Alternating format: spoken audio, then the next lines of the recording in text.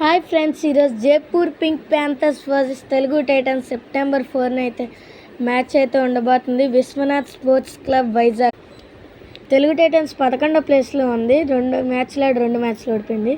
కానీ Jaipur Pink Panthers వాళ్ళ last match గెలిచింది with the score of 39 and 36 against Patna Pirates. మ్యాచ్లో నితిన్ కుమార్ ధన్కర్ అయితే లిటరలీ సూపర్ 10 చేశాడు.